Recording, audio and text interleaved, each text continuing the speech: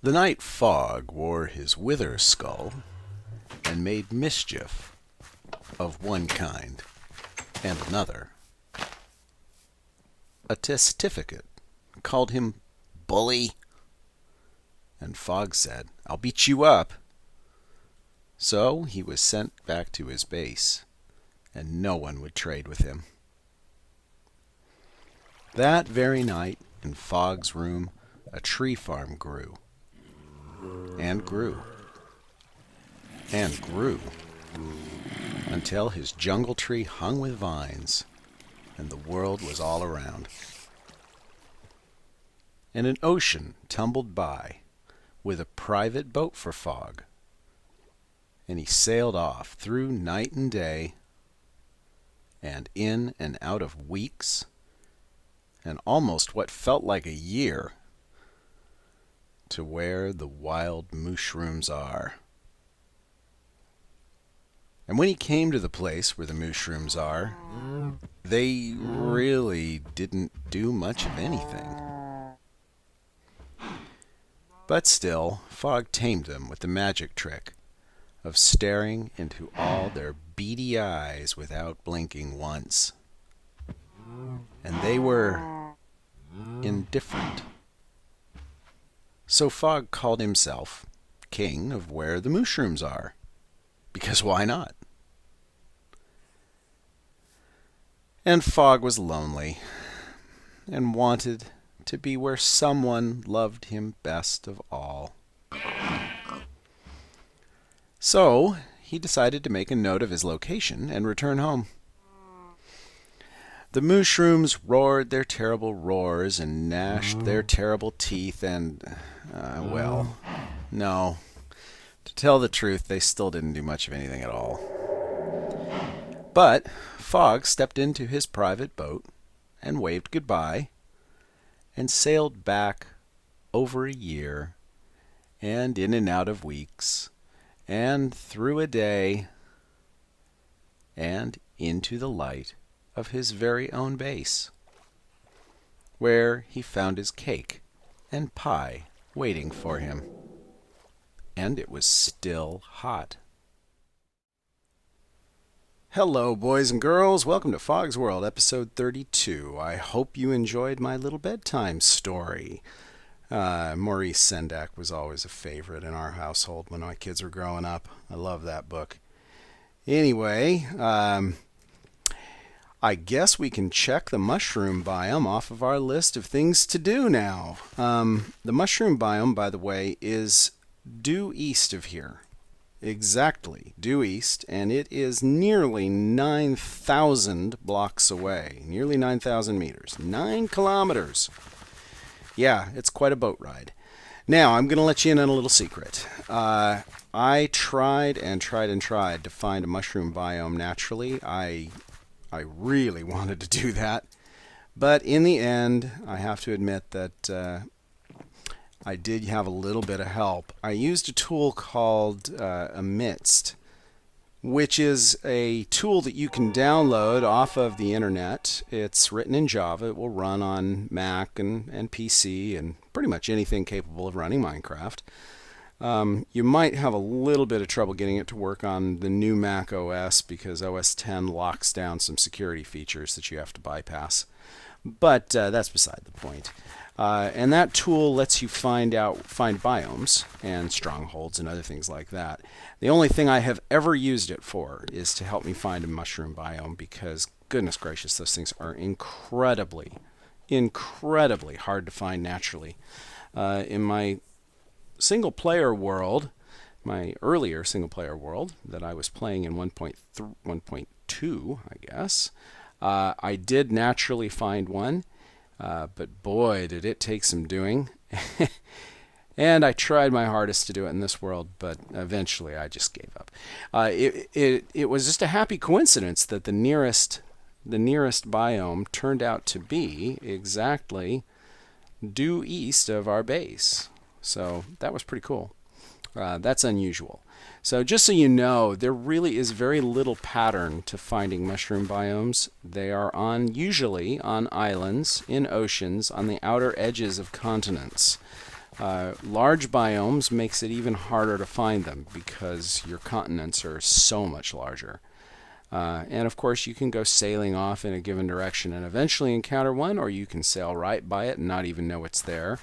Particularly given the sluggish nature of world generation in the new maps, it's a serious problem. So it would be really nice if Mojang gave us a nice way to find those, but they really don't. So I resorted to using emits to locate it because I have better things to do than to just continue to explore at random for a mushroom biome. Hopefully you don't think any less of me, but you know, if you do, too bad. It's my world, my rules. I can do what I want. Haha, take that. Take that, Internet. All right. So, by the way, the process that I actually used was I used emits to find the nearest mushroom biome, took note of where it was in relation to the base, took down the coordinates for the biome, and instead of sailing out to it, I actually went down into my nether hub and dug back up towards the ceiling so that I would be digging through netherrack instead of digging out into open ground, and basically tunneled all the way there. So that's the way that worked. All right, so let's talk about what we're going to do today. Obviously, we've completed all 5 beacons, and they look really, really snazzy. But I wanted to make a little change up here. I've made a couple of changes, by the way, that you might want to be aware of. I've added extra water breaks here, and in fact, I think I might have gone a little overboard. I might want to remove some of these. But I had noticed that when you have all these extra effects, particularly the Speed 2 effect, Speed 2 actually not only increases your running speed, it increases the speed of just about everything, including falling. And I found that it was possible to fall right through the water breaks. And so that was a little annoying because when you fall right through the water breaks, it kills you. So in order to avoid doing that, I added some extra water breaks there. So now we shouldn't be able to fall down and miss and skip over the water breaks. So I guess that in the nature of full disclosure, I guess that counts as a death. So we're going to change our death count from 7 to 8 to include my discovery that yes, it is possible to fall directly through the water breaks. That hurts. I don't really like it when a death is, really not my fault. Kind of the fault of the environment. Now, in a similar vein, we have these guys here with glass at the surface of the ocean. And that means it is possible that we could jump down here and be careless and land right on these guys. And so in order to fix that, I've got a plan. Not only do I think I'm going to fix that, I think I'm going to make something pretty cool in the process. So I'm going to cover these up. Don't worry. It's only temporary. It's only temporary. Oh, there go all my effects. Oh, look at that. I'm only human again. Oh, well. I'll live. What we're going to do is we're going to build a water pyramid. And it's going to make it much less likely that we land on this guy by accident, and it's also going to give us a really cool effect. Trust me. Trust me on this. It's going to be very cool. So we're going to start by making a bit of a platform out of dirt. This dirt is temporary. We're going to be removing it. I got to make sure I get this in the right place. Off you, right? Let me make doubly sure I got that in the right place. I do. And now, of course, I have to play tricks to get back up on top of it. Okay. Now, what we're going to do is we're going to use ice to build a pyramid around this guy. I think this is right. 1, 2, 3, 4, 5 on each diagonal. Yes, that's correct. So we start with you. Whoop. Oh, shoot. Well, okay. We'll do it from down here. I can get back up. This is much easier to do in creative mode, as you might imagine. So we're going to put this ice around here, and then I'm going to jump back on the top. Whoops, no, really, come on. Back onto the top. Thank you. Oh, come on. Thank you. Don't do that anymore. Place you up here. Doop, doop, doop, and doop, doop, doop. Right there, and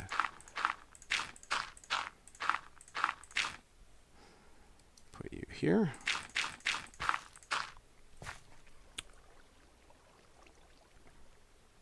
And let's see, I have to think this through. I have to think this through rather carefully. You, and this leaves an uncovered area here. Yes, that is what I want. Now, whoops, this is where it gets a little tricky.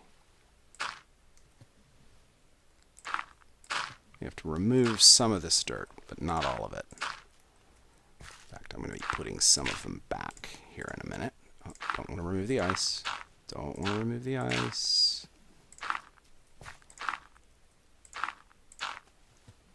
Oh, no, cover you back up, cover you back up.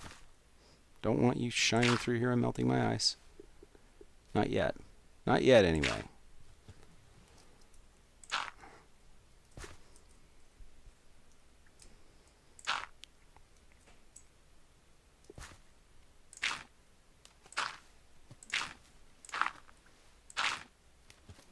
All right. So here we have this little mini pyramid underneath, and now what we are going to do is we are going to light all of these up so that we can melt these blocks of ice. You'll notice that my torches are not orthogonal to any blocks of ice. They're all on diagonals. And that is very important because by being on diagonals, when the ice melts, I can then remove the torches, and once the ice is completely melted, I can remove all the torches, and none of my ice will go with it. None of the water blocks that are left behind will be updated because there won't have been any block updates next to the water. So let's put all these here. Now we'll go down underneath. I'm going to do some work down below, and we'll do that while we wait for all of our ice to melt. We'll come back and check on that in a minute.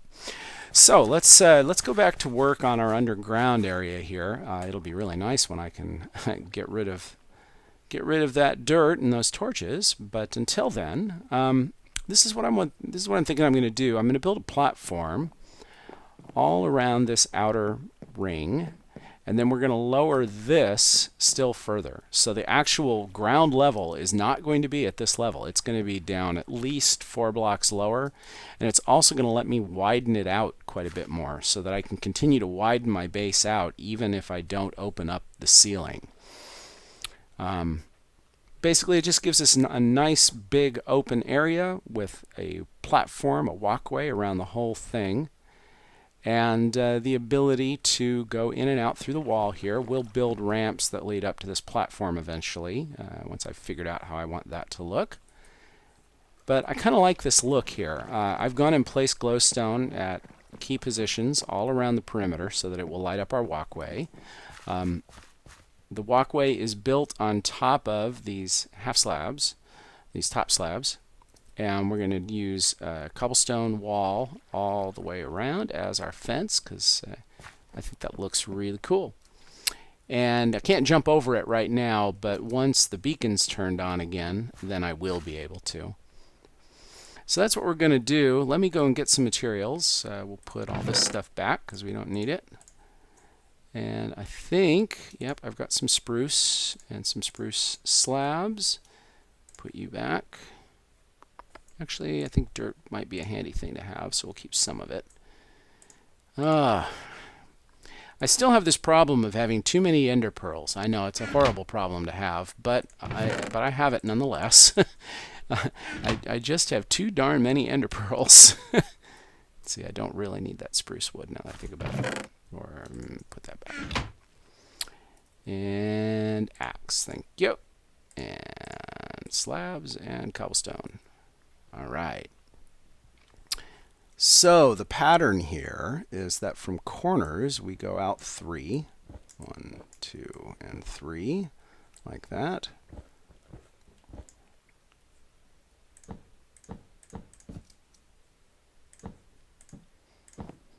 and 3 from the inside here as well. This is 1, 2, 3 blocks. So it's going to give us, on average, about a 2-block wide walkway all the way around the whole thing.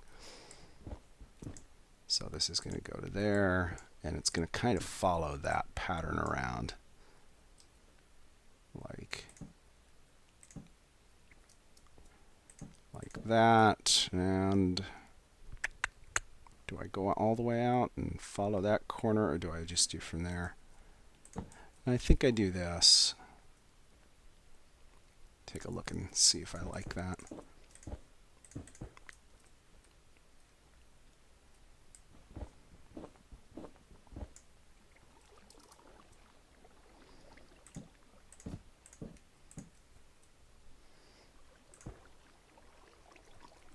Yeah, I'm thinking that's in too far, so we got to do this.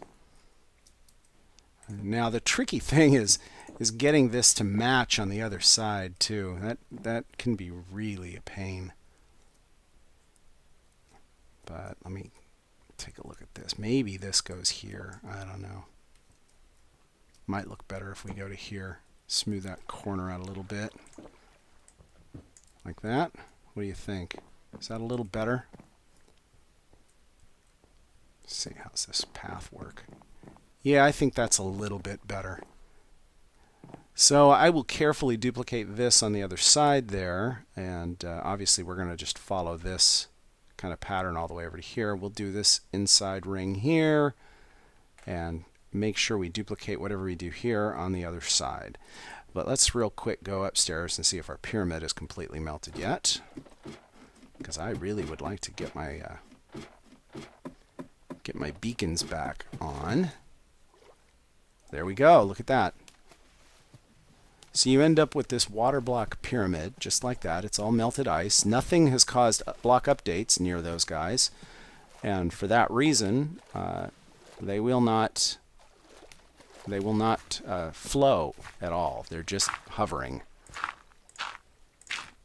And this will get our beacons running again. And now let's take a look at the effect. You'll see what I'm going for here. Look at that. Pretty cool, huh? Kind of looks like the beacons are erupting out of the ocean this way. So I thought that was a pretty neat addition.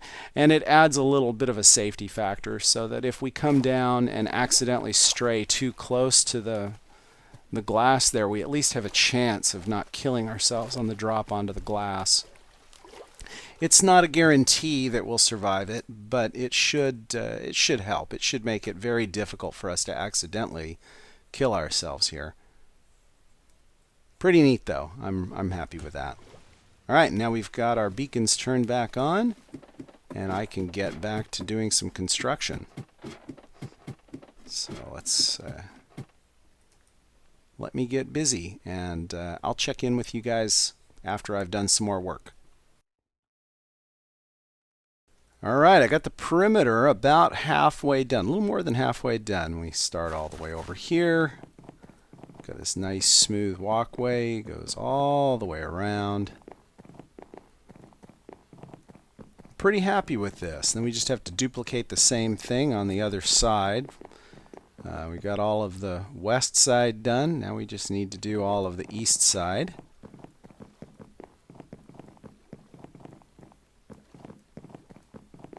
This is the south end of the base. There will probably be a stairwell or a ramp here eventually. Hop over my little ravine there. And there'll probably be a ramp here and a ramp opposite. And I don't know if I'm going to do a ramp at every circle or whether I'm going to put ramps here and there. I might just do the 4 ramps because it's a little bit easier to work with cardinal directions in Minecraft than it is to do circular ramps. It's easier to do straight ones. But we'll see. Haven't made up my mind on that. But anyway, this is pretty good. I've got all of the west side done. Next, it'll be all the east side.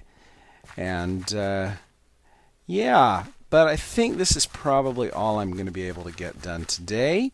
Thank you for watching and subscribing. Tell your friends and tell all of their friends and have them tell their friends. And maybe we can get a few more people enjoying this with us. That would be awesome. Really appreciate all your support and your likes, and I'm glad you're here. Appreciate your suggestions and your comments. And now that I'm done rambling on, I guess we're going to just call it an end here, and I will talk to you all next time.